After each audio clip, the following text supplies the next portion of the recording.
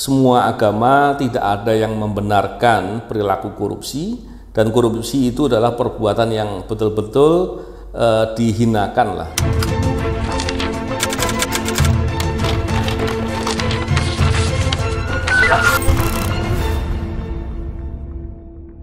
Bismillahirrahmanirrahim. Assalamualaikum warahmatullahi wabarakatuh. Salam sejahtera untuk kita semua. Salam integritas anti korupsi. Kali ini saya akan membicarakan terkait dengan bahaya korupsi. Bicara korupsi tentunya bicara perilaku koruptif. Ya, koruptif itu perilakunya, kalau korupsi sering disebut sebagai perbuatannya. Terkait dengan perilaku koruptif atau korupsi dalam perbuatannya, sebenarnya terjadinya tidak cuma ada di pemerintahan ya. Karena itu perilaku, maka bisa terjadi di mana saja. Kalau terkait dengan bidang kerja, tentu perilaku koruptif itu bisa terjadi juga di pemerintahan dan juga di sektor swasta. Kalau terkait dengan pembahasan terkait dengan korupsi di level internasional, di beberapa negara bahkan memasukkan delik atau pidana korupsi pada sektor swasta, itu dimasukkan dalam pidana tidak pidana korupsi. Cuman di Indonesia memang karena korupsi di pemerintahannya juga masih belum banyak bisa tertangani dengan efektif, di Indonesia korupsi di sektor swasta belum digolongkan menjadi tidak pidana korupsi. Jadi baru di sektor pemerintahan saja. Tetapi tentunya sebagaimana definisi perilaku koruptif atau korupsi di sektor swasta tetap saja ada. Terkait dengan bahaya korupsi, tentu kita melihatnya mulai dari perilaku ya. Ketika perilaku koruptif mulai dari yang paling sederhana terkait dengan jam kerja gitu ya di kantor. Jam kerja yang seharusnya 8 jam tapi dia bekerja hanya mungkin 4 jam, 5 jam tapi pura-pura seolah-olah 8 jam. Ini tentunya bisa saja dan banyak terjadi mungkin ya.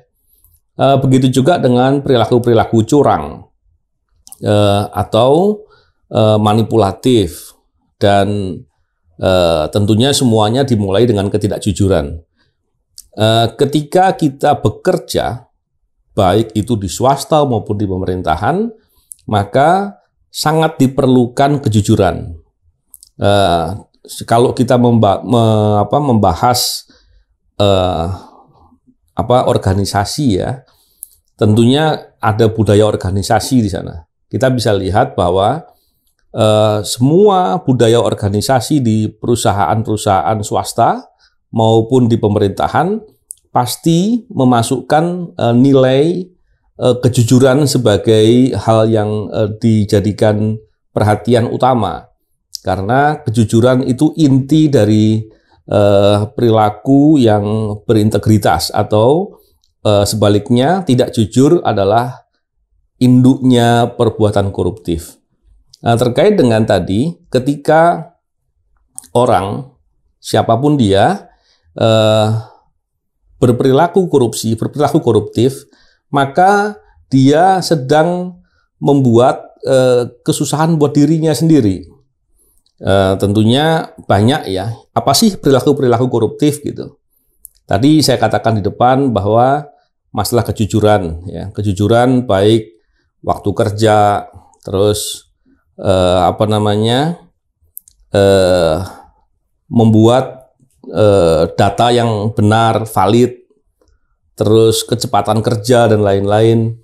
Ketika kemudian tidak jujur, maka dia akan memanipulasi itu. Masalahnya apa? Ketika orang tidak jujur, maka dia akan menghindari tantangan. Padahal tantangan dalam bekerja itu akan membuat dia meningkatkan kemampuan dan akan berinovasi, tentunya meningkatkan kemampuan, inovasi dan lain-lain itu sangat diperlukan dalam kemampuan bekerja. Orang kalau bekerja hanya itu saja kemampuannya, tidak ada peningkatan, maka semakin lama dia akan tertinggal, karena dalam bekerja tentunya diperlukan kemampuan untuk bisa menyesuaikan diri dan bisa menghadapi tantangan yang tentunya semakin lama semakin besar. Ketika tidak jujur atau berperilaku koruptif, maka kerugian pertama bagi orang bersangkutan adalah itu.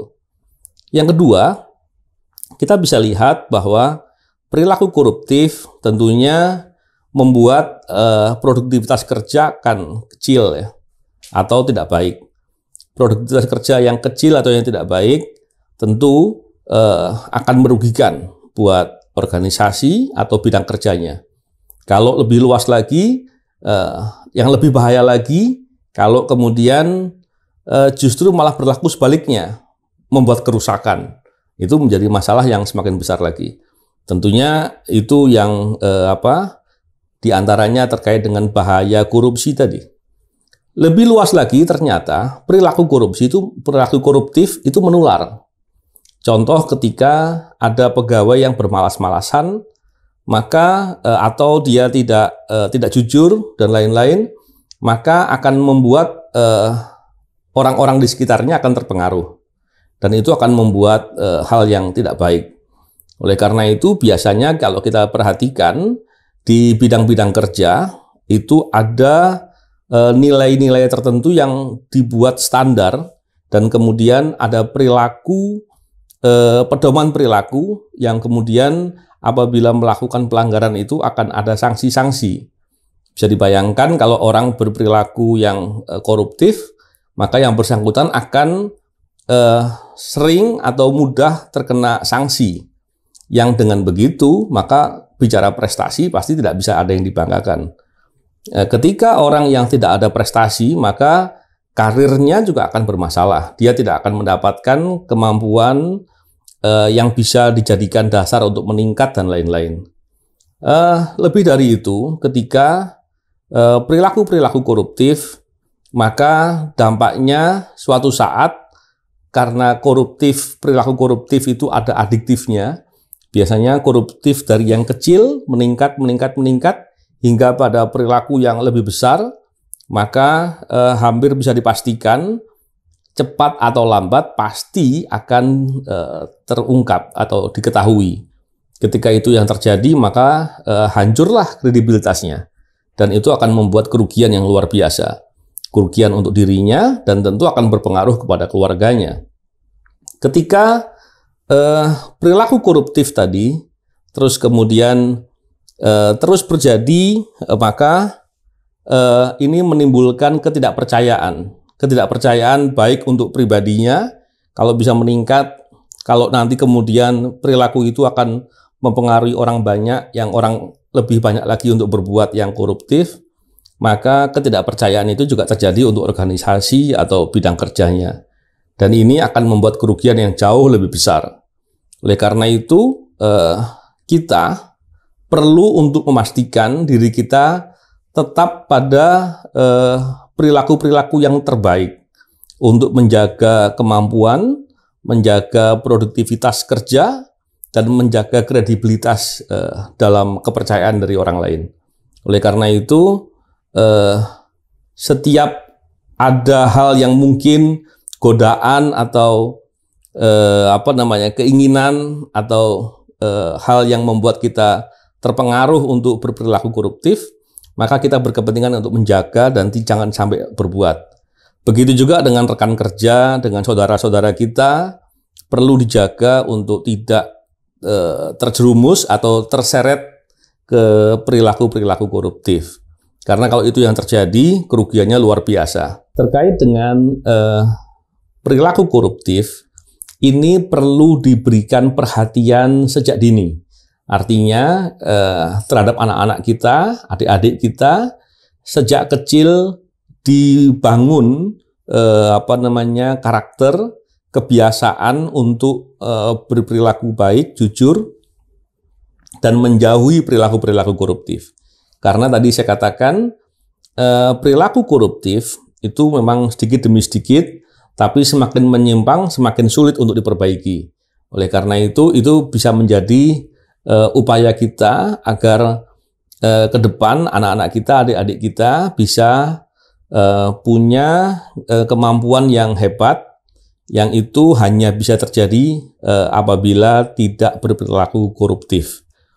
Terkait dengan perilaku korupsi atau koruptif yang kemudian kita membawa hasil dari hasil keuntungan atau hasil finansial dari perilaku korupsi atau koruptif tadi, dan kemudian hasil tersebut kita berikan sebagai nafkah kepada keluarga kita, maka pada dasarnya kita sedang membuat jalan untuk keburukan bagi keluarga kita. Jadi ini harusnya menjadi perhatian. Kita mestinya bisa memberikan nafkah yang baik, nafkah yang jauh dari hasil korupsi atau koruptif. Karena tidak pernah ada hasil kebaikan dari upaya-upaya korupsi atau upaya-upaya kejahatan. Karena itu menjadi hal yang mestinya menjadi perhatian kita, karena hidup kita bukan cuma untuk hari ini, juga akan berpengaruh untuk masa-masa yang akan datang. Apalagi ketika kita memberikan nafkah kepada keluarga, tentu itu akan berhubungan dengan masa depan anak-anak kita, dan juga akan berpengaruh kepada perilaku-perilaku. Saya kira semua agama tidak ada yang membenarkan perilaku korupsi, dan korupsi itu adalah perbuatan yang betul-betul dihinakan lah di semua agama. Saya kira itu menjadi hal yang penting untuk kita pahami, dan tidak mungkin kita bisa beribadah dengan baik, ada ketenangan yang baik ketika kita masih mendapatkan atau berbuat korupsi. Saya kira mendapatkan uang dari hasil korupsi ataupun kemudian kita berbuat koruptif. Saya kira itu yang penting untuk kita harus pahami. Semoga kita semua bisa terhindar dari perilaku koruptif dan juga bisa menjaga keluarga kita, saudara-saudara kita, kawan-kawan kita dari perilaku-perilaku korupsi yang itu pada dasarnya akan membuat kerusakan untuk dirinya masing-masing. Saya kira itu, terima kasih, salam integritas anti korupsi.